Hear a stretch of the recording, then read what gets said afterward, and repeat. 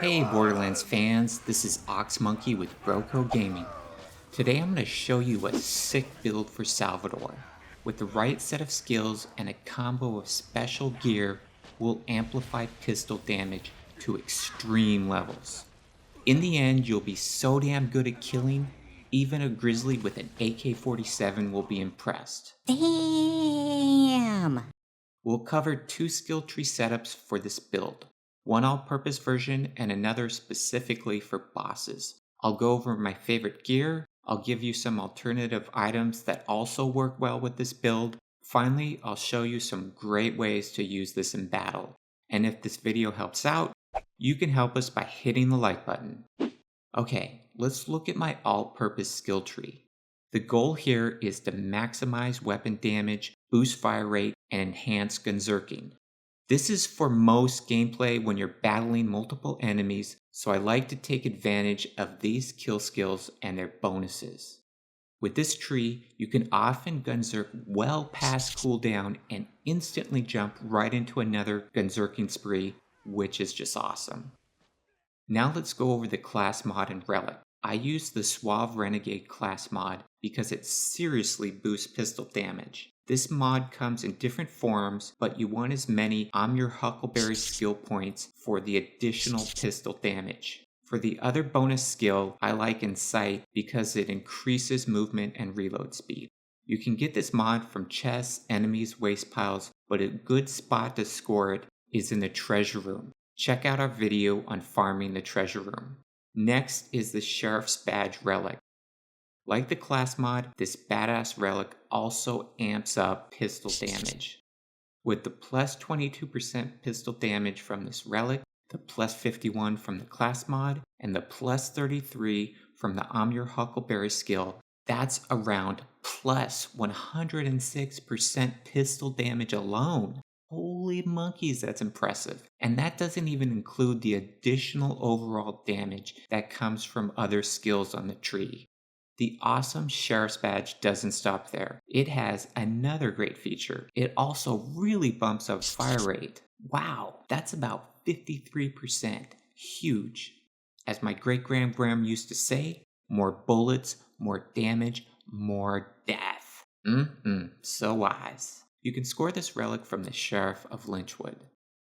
Let's look at the boss tree. It's very similar, but the small tweaks can make a big difference. Taking on a single boss, the kill skills become useless. So move those points to other skills, like so.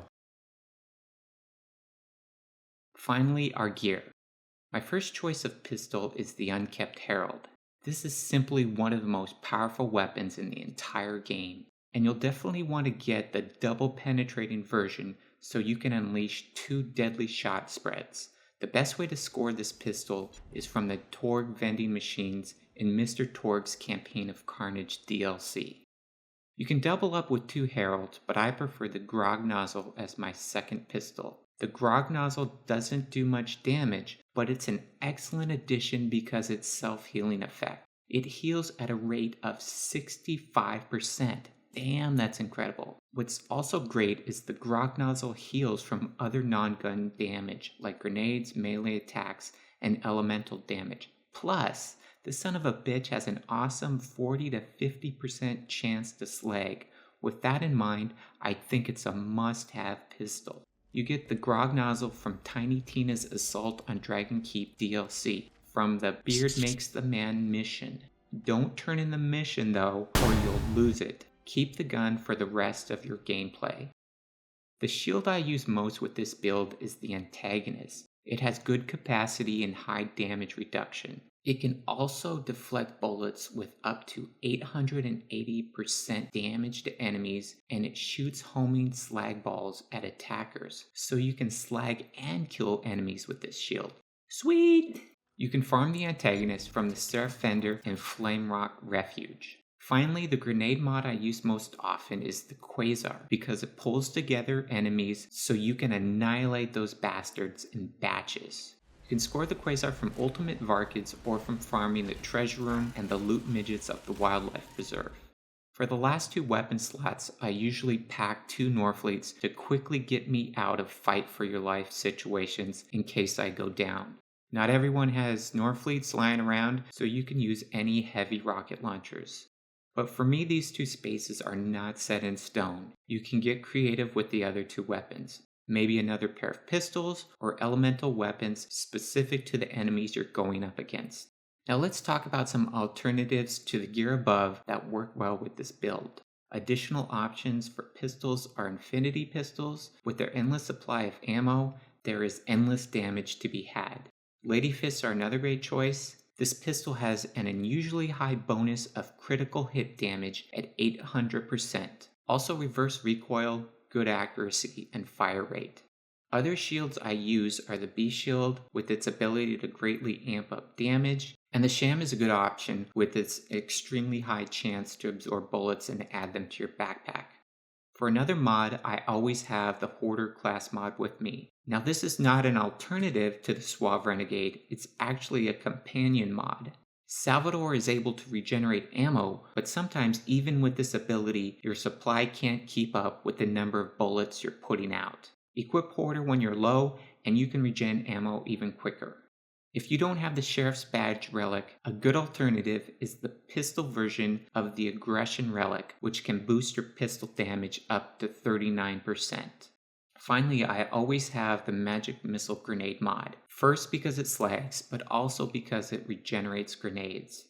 Any grenades you use with your Grog Nozzle armed not only do damage, but heal at the same time. Get good at this combo, and you can save yourself in some really tight spots. Options for this use are the Stormfront and the Fastball.